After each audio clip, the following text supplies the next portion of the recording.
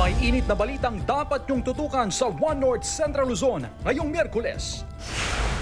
13 anyos na siklista nasawi matapos mahulog mula sa sirang kalsada sa Benguet. Senior citizen patay matapos bugbugin ng 6 na lalaki sa Nueva Ecija. Presyo ng imported rice sa ilang pamilihan mataas pa rin sa kabila ng umiiral na price cap. At tunghayan ang masayang Kapuso Mall Show kasama ang cast ng Kamao. Ito ang GMA Regional TV, One North Central Luzon. Magandang hapon, ako po si Chris Zuniga. Price cap ng imported rice na 50 pesos per kilo hindi nasusunod sa ilang pamilihan. Yan ang balitang tinutukan live ni Sandy Salvacio. Sandy? Chris, maigpit ngayon na binabantayan ng Department of Agriculture katuwang ang Bureau of Custom, DTI at DILG ang implementasyon ng price cap sa mga angkat na bigas, lalo na at sinusuri rin nila ang epekto nito sa mga mamimili, nagtitinda ng bigas at ng mga magsasaka. Ipinatupad na ang Executive Order No. 118 na nagtatakda ng 50 pesos kada kilo na price cap para sa 5% broken imported na bigas simula nitong May 13. Ayon sa Department of Agriculture, epektibo ang naturang kautusan sa loob ng 30 araw na layong kontrolin ang mataas na presyohan ng imported rice sa merkado. Within the range naman, ang import price nagre-range from 38 to 40 pesos. And yung distribution nila doon sa Metro Manila is nasa 44 pesos. So pasok naman yung 50 pesos na price. Sa Mangaldan Public Market, kita na hindi pa rin ipinatutupad ng ilang negosyante ang price cap ng imported rice. Gayunman, karamihan sa mga binebentang imported rice dito, hindi kabilang sa inilabas na listahan ng DA na kasama sa implementasyon ng price cap. Ayon sa mga nagtitinda, bumaba na rin simula ngayong Mayo ng piso hanggang 2 piso ang presyo ng imported na bigas. Lahat bumaba. Kaya lang, titingnan natin kung kratas na naman. Sana nga hindi na. Pababain na pa ang presyo para kung mahirap magtinda pang mataas eh. Ang ilan namang imported brand na nasa listahan ng price cap, nasa 52 to 58 pesos pa rin kada kilo. Katwiran ng mga retailer, mahal din kasi ang kuha nila sa kanilang supplier. May pahayag naman dito ang Samahang Industriya ng Agrikultura. Last month, hindi naman mataas yung presyo doon sa world market. Basta well-milled rice na kasama sa price cap, dapat sumunod. Ang ilang mamimili mas tinatangkilik ang mas murang local rice na nasa 48 to 55 pesos kada kilo. Medyo mataas pa po. Kasi 1,250 dati kasi yung kuha namin 800 noon pa yun nung last year. Ngayon, grabe na yung taas. Ayon sa DA, nagkasundo sila ng mga rice industry stakeholders sa SRPO Gabay para sa mga mamimili sa patas na presyo ng bigas. Paraan nila'y mabalanse ang kita ng mga magsasaka at kapakanan ng mga mamimili. Chris, nandito ako ngayon sa bigasan ng Kalasyaw Public Market at napansin nga natin na halos lahat ng commercial rice nila dito ay wala sa price cap list ng DA. Kakaunti raw kasi ang supply nila ngayon ng imported rice kaya naman mas tinatangkilik ng mga mamimili ang lokal na bigas na nagkakahalaga ngayon ng 48 to 60 pesos kada kilo. Nagpaalala naman ang DA sa mga lalabag nitong kautusan na maaari silang patawan nitong cease and desist order, pagmultahin ng 1,000 hanggang 1 million pesos at marami pang ibang parusa. Chris? Maraming salamat, Sandy Salvacio. May isa pang kumpanya ng LPG na may rollback simula ngayong araw. 8 piso kada kilo ang epektibong tapyas sa LPG ng Phoenix. Katumbas siya ng 88 pesos na bawas sa 11 kilogram na tangke. Naganunsyo rin ng rollback ang ilang LPG company pagpasok ng Mayo. Nasawi ang 13 anyos na lalaking siklista matapos na mahulog mula sa sirang kalsada sa La Trinidad, Benguet. Nakatutok, Sandy Salvacio.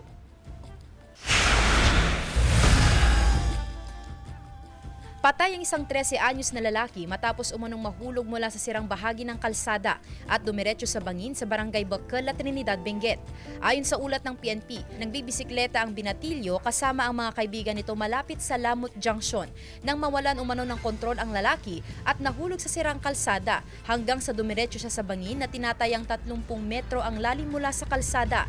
Sinubukan pang itakbo sa ospital ang biktima, ngunit idineklarang dead on arrival. Noong mangyari ang insidente, tanging caution tape lang daw ang inilagay sa palibot ng nasirang kalsada. Pinaniniwala ang gumuho ang kalsada noong nanalasa ang bagyong Uwan. Nakiramay ang ilang grupo ng mga siklista sa mga naulilang kaanak ng biktima. Kasunod nito, agad na naglabas ng memorandum order si DPWH Secretary Vince Dizon para sa relief of duty ng Benguet 1st District Engineer at Maintenance Section Chief Engineer bunsod ng kakulangan ng road safety signage at traffic control devices tulad ng concrete barriers sa naturang kalsada. Binigyang diin naman ni Secretary Dizon na hindi na dapat maulit ang ganitong trahedya dahil sa kapabayaan ng mga opisyal ng DPWH. Wala pang pahayag ang pamilya ng biktima, pulisya at mga sinibak na opisyal ng DPWH Benguet. Sandy Salvacio, One North, Central Luzon. Bahay ng umano'y responsable sa likod ng bomb joke sa isang universidad, sinalakay ng otoridad. Sundan sa report ni Jasmine Gabriel Galban. August 2025 nang mabulabog ang mga estudyante at mga opisyal ng isang universidad sa Dagupan City matapos ang bomb joke na ipinost at kumalat sa social media. Kasunod nito ang malalimang investigasyon ng otoridad kung sino ang nasa likod ng bomb joke. Madaling araw ng Lunes, sinalakay ng otoridad ang bahay kung saan nakatirang umano'y responsable sa naturang bomb joke na mula sa Santa Barbara, Pangasinan.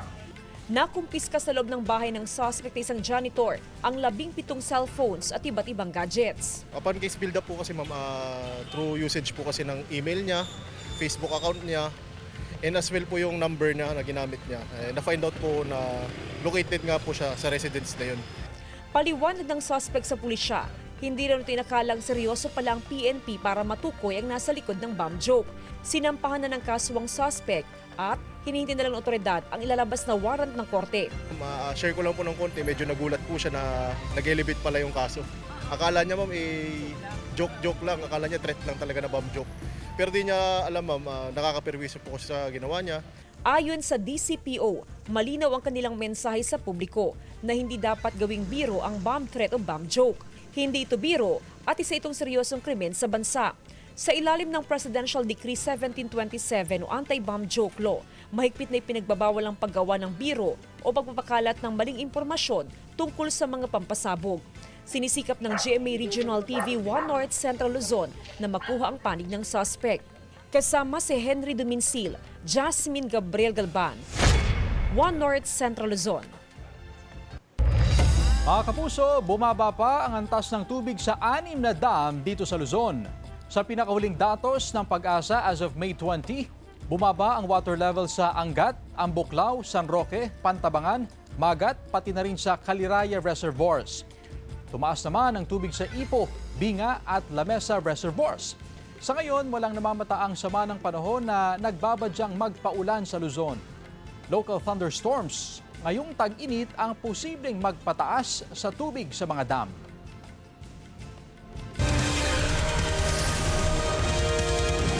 Ito ang GMA Regional TV 1 North Central Luzon.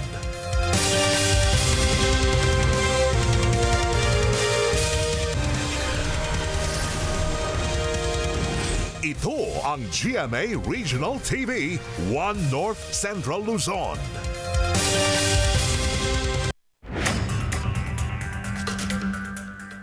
Patay ang 62 anyos na lalaki matapos na bugbugin ng 6 na lalaki sa Bungabo, Nueva Ecija. Base sa investigasyon, bumaba ng tricycle sa harap ng kanyang bahay ang 62 taong gulang na lalaki. Doon na siya pinalo sa likod ng isa sa mga sospek. Hinabol ng biktima ang namalo sa kanya pero sumunod na roon ang iba pang sospek at binugbog na siya. Natigil lang ang pambubugbog nang pumagitna ang mga kaanak ng biktima. Dinala siya sa ospital pero idineklarang dead on arrival. Kwento ng asawa ng biktima, dati nang nakalitan ng mister ang isa sa mga nambugbog sa kanya. Arestado ang 6 na lalaking sangkot sa pagpatay sa senior citizen. tumanggi silang magbigay ng pahayag. Mga terminal ng public transport na naisyuhan ng show cause order, iinspeksyonin ng LTFRB. Ang detalye sa report. Unang quarter ng 2026 nang isyuhan ng Land Transportation Franchising and Regulatory Board ng show cause order ang 10 bus at PUV terminal operators sa Region 1 dahil sa safety at comfort violations. Kabilang sa mga inisyuhan ng show cause order ang pamunuan ng 4 na bus at PUV terminal sa Alamina City, 4 din sa Dagupan City at 2 sa San Fernando City, La Union. We gave them enough time naman. So it to comply with the changes na gusto natin mangyari sa kanilang mga terminal. So we already have a good number naman from good operators that have sent their changes and then improvements in their terminal. Layo ng LTFRB na matiyak na tumatalima ang mga terminal operator sa basic rights ng mga commuter para sa ligtas at komportableng pabiyahe. Matapos ang halos 3 buwan, nakatakdang inspeksyonin muli ng LTFRB ang nasabing terminal facilities. Either we suspend their operations given na kailangan nilang ayusin yung terminal. Because at the end of the day, what we want is the convenience and comfort of our passengers also. Isa sa mga nakatanggap ng show cause order ang Bamakada Transport Cooperative sa Dagupan City. Kabilang sa mga nakitang violation ng LTFRB ang kawalan ng sapat na bilang ng palikuran, kawalan ng CCTV monitor at PWD sitting area sa terminal. Dapat din daw na sementado ang flooring ng terminal at maayos ang bubong para matiyak na may masisilungan ng mga pasahero. Matapos matanggap ang show cause order ay agad silang tumalima. Pero inihinto nilang pagsaayos sa terminal dahil sa issue ng fleet management o ang centralized operation ng public utility vehicles. Until na, wala pa po kaming date, ma'am, kung kailan namin uumpisa. Na-pending siya kasi nga po may kailangang i-resolve na mga issue. Makikipag-ugnayan daw sila sa LTFRB para malaman kung dapat pa ba nilang ituloy ang pagsaayos sa terminal o lilipat na lang sila sa Central Terminal. Kasama si Henry Duminsil, Jasmine Gabriel Galban, One North Central Luzon. Hanggang sa Biyernes na lamang, May 22, ang service contracting program ng gobyerno sa mga pampublikong sasakyan. Yan yung programang nagbibigay ng 20% discount sa mga regular na pasahero at 40% discount sa mga estudyante, senior citizen at PWD.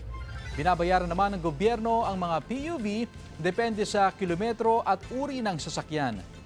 Tuloy naman daw ang 10 pesos per liter na fuel discount para sa mga jeep at UV Express.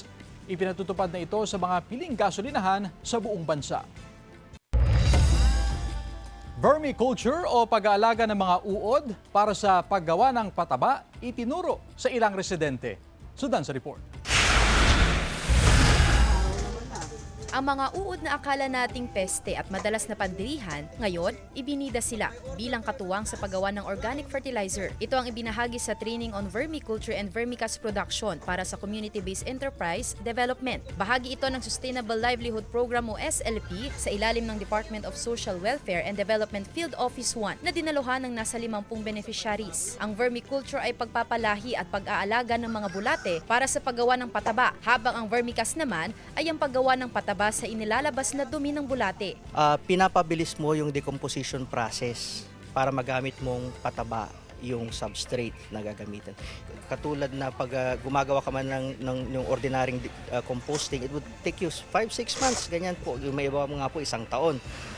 Pag ito po, 1 buwan lang po siya. Ipinakita sa pagsasanay kung paano nabubuo ang pataba mula sa isang species ng uod na African nightcrawler. Kinakailangang takpan ng tuyong dahon ng saging ang pataba upang makagalaw ang mga uod. Maaring gawing pangkabuhayan ang paggawa ng organic fertilizer. At nadagdagan ang kaalaman namin, tapos dagdag pa sa aming kita. Ito po ay natataon kasi po ngayon po ay mas tumataas po yung presyo ng sintetiko. And then of course, pag sinabi mong natural ang ginagamit mo, mas maganda po ito sa katawan ng tao pag ginamit din sa mga halaman po. Kasama si Daryl Peralta, Sandy Salvacio, One North, Central Luzon. Mga kapuso, wala pong low pressure area o bagyo sa loob at labas ng Philippine Area of Responsibility. Pero posible pa rin ang mga pag-ulan. Kasalukuyang umiiral ang mainit na easterlies na posibleng magdala ng maulap na panahon at isolated na pag-ulan sa ilang lugar. Base naman sa datos ng Metro Weather, mataas ang tsansa ng ulan sa malaking bahagi ng Northern at Central Luzon sa hapon pero inaasahan ng titila yan pagsapit ng gabi. Posible ang pag-ulan sa iba pang bahagi ng bansa.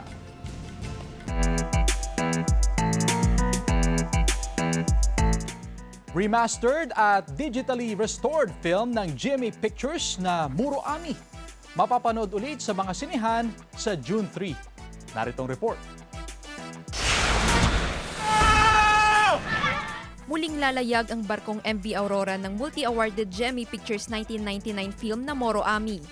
Mapapanood ulit sa big screen sa June 3 ang obra ng National Artist for Film and Broadcast Arts na sina Marilu Diaz-Abaya at Ricky Lee. Sa special screening ng remastered at digitally restored film, nagka-instant reunion ang cast at creatives.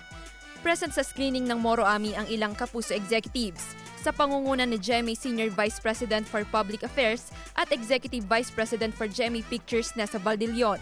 Ang Moro Ami ay pamamaraan sa pangingisda na ginagamitan ng mga bato o bakal sa pagpukpok ng coral reef para lumabas ang mga isda. Hinuhuli ang mga nabulabog na isda at iba pang lamang dagat gamit ang malaking lambat. Ayon sa cast, mainam na ipalabas muli ang pelikula para mapanood ng nakababatang henerasyon, lalo't tumatalakay ito sa mga isyu ng lipunan. Ready nang makipagbakbakan ng cast members ng upcoming Kapuso action series na Task Force Firewolf. In character ang ilan sa kanila na mag-demo ng fighting stunts sa MediaCon ng series. Bida riyan sina Kylie Padilla, Jack Roberto, Buboy Villar, Kailin Alcantara at Miguel Tan Felix. Ikinuwento nila ang bawat misyon ng kanilang mga karakter na dapat abangan ng mga kapuso sa Lunes, May 25 sa GMA Prime. Joel Fernandez, One North Central Luzon.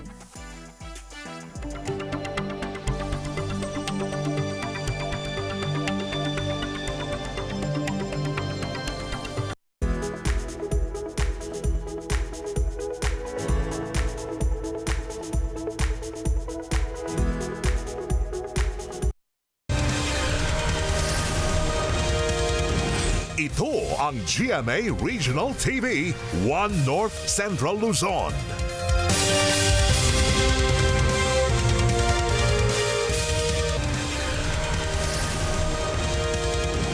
Ito ang GMA Regional TV, One North Central Luzon.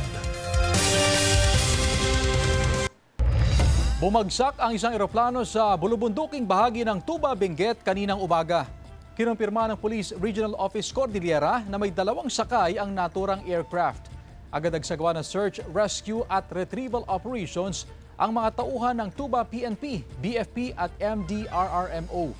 Bandang alas 10 ng umaga nang bumagsak ang government aircraft na may logo ng Philippine Air Force. Ayon sa Tuba PNP, 2 individual ang natagpuang walang malay sa crash site. Patuloy pa ang investigasyon ng mga otoridad upang matukoy ang 2 biktima at sanhi ng pagbagsak ng eroplano. Wala pang opisyal na pahayag ang mga otoridad ukol sa insidente. Formal lang itinalaga ng International Criminal Court si Kate Gibson bilang Associate Counsel ni dating Pangulong Rodrigo Duterte. Ayon sa ICC Registry, hiniling ito ng bagong lead counsel ni Duterte na si Peter Haines nitong May 18. Ayon sa Barristers Chamber kung saan associate si Gibson, si Duterte ang ika-4 na kliyente ni Gibson sa ICC. Naging abogado si Gibson ng Minister of Defense at Senador ng Democratic Republic of the Congo na si Jean-Pierre Bemba. Katrabaho si Haines. Napawalang sala si Bemba sa kasong war crimes at crimes against humanity noong June 2018.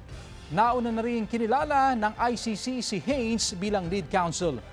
Inilabas ng ICC ang dokumento kung saan itinalaga ng dating Pangulo si Haines bilang abogado niya, pati na ang formal na pagtanggap ni Haines sa posisyon. Halos 20 stalls sa Magsaysay Fish Market pinagtatanggal ng otoridad. Ang detalye sa report.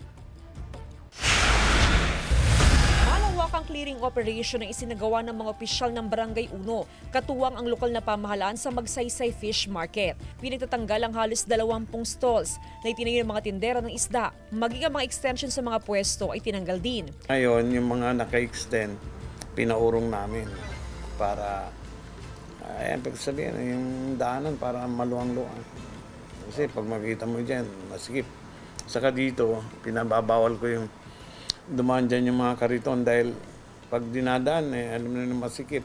Ipinagbabawal na rin ng otoridad ang pagdaan ng mga kariton sa bahagi ng Meles Fish Market. May mga itinalagang entry at exit point ang Barangay 1 na dadaanan ng mga kariton. Ito yung dinadaanan din ng mga truck na pumapasok sa Magsaysay Fish Market. Pinababawal ko yung dumaan dyan yung mga kariton dahil pag dinadaan, alam na masikip. Positibo ang tugon ng mga negosyante sa hakbang ito ng otoridad. Mas naging maaliwalas daw ang sitwasyon sa pamilihan at lumawak din ang daanan ng mga mamimili. Mas maokey yan, makakadaan yung mga sasakyan, pati mga tao, hindi masikip. Kasi minsan may nagtitinda dyan sa gitna. Nakabantay ang otoridad sa pamilihan para matiyak na tumatalima ang mga negosyante. Kasama si Henry Duminsil, Jasmine Gabriel Galban, One North Central Luzon. Reading comprehension ng mga bata tinututukan ngayong bakasyon. Sundan sa report. Habang nakabakasyon pa ang mga bata, sinamantala ng Schools Division Office ng Dagupan City na isailalim sa reading program ang mga mag-aaral na hirap sa pagbabasa. Bago pa ang bakasyon, natukoy na ang mga batang isa sa ilalim sa aral program. Malaking bagay po sa kanila po ma'am para po ma-enhance po yung, ma-improve po yung learning capabilities po nila.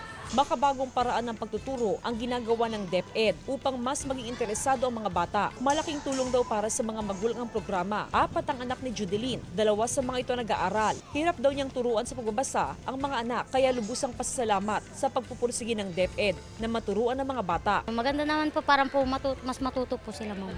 Opo. Umaasa ang DepEd na sa pamamagitan ng aral program ay mapataas ang reading comprehension ng mga mag-aaral. Kasama si Ron Alice Trietaniedo, Jasmine Gabriel Galban, One North Central Luzon. Pope Leo XIV kumasa sa online trend na 6'7", kasama ang mga kabataan. Silipin sa report.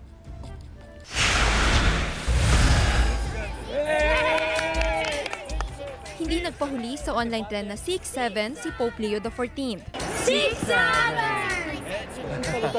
Tinuruan at tila challenge siya ng mga kabataang bumisita sa Vatican. Game naman ng Santo Papa at idanaas ang kamay niya para gawin ang 6'7". Ang 6'7" ay isang slang expression na ginagawa ng mga nasa Generation Alpha o yung mga ipinanganak ng taong 2010 hanggang 2024. Wala yang iisang ibig sabihin, depende raw yan sa gamit. Pwedeng ang ibig sabihin ay so-so o medyo-medyo lang. Tatakbuhin mo rin ba ang Great Wall of China? Tampok yan sa taunang Great Wall Marathon. Bukod sa layo ng finish line, dagdag challenge sa mga runner ang hindi pantay na kalsada, paiba-ibang elevation at matatarik na hagdan. Tinawag nga yan ng mga organizer na pinakamahirap na marathon course. Ang makakarating sa finish line, tiyak na deserve masabitan ng medal. Joel Fernandez, One North Central Luzon. Masaya at exciting na Kapuso Mall Show hatid ng cast ng Kamao sa San Carlos City, Pangasinan. Silipin sa report. Magkahalong kilig at excitement ang naramdaman ng mga kapuso sa GMA Regional TV Kapuso Mall Show sa San Carlos City, Pangasinan. Masayang rumble ang hatid ng cast ng upcoming Kapuso series na Kamao. Simula pa lang, love trip ng hatid ni na Tito Marcy at Tito Abdul para sa crowd na idinaan nila sa isang kanta. Nagdala naman ng good vibes sa mga manonood si Therese Malvar. Habang nakakahumaling na musical performance ang handog ni Bruce Roland.